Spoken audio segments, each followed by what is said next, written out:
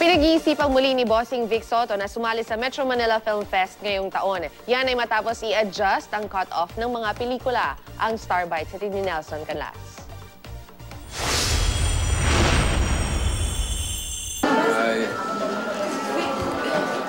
Tila magkakaroon na ng film entry si Vic Soto ngayong taon sa MMFF. Taliwas sa unang balita na nagpasya na siyang huwag sumali ngayong taon.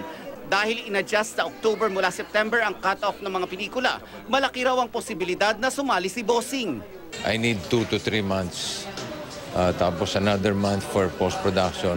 Kung September, hindi ko kakayanin kung Agosto ako magsisimula. Nasa oath-taking si Bossing ng kanyang kapatid na si Senator Tito Soto.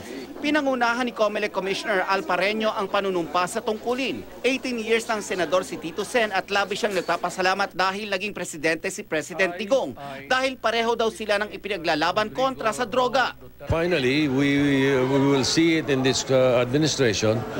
We will try our best na kami makatulong. Nanumpa din sa tungkulin ng iba pang miyembro ng pamilya Soto na nanalo sa eleksyon. Tulad ng mga anak ni Tito Sen na sina Lala at Gian bilang mga councilor ng 6th at 3rd District ng Quezon City. At ang anak ni Bossing at Connie Reyes na si Vico bilang councilor ng 1st District ng Pasig. Dumating sa oath-taking ang may bahay ni Tito Sen na si Helen Gamboa, ang misis ni Bossing na si Pauline, si President and CEO ng Tape Incorporated Antonio Tobiera at Shara Soto. Si Connie Reyes, naging emosyonal lang nanumpa ang anak.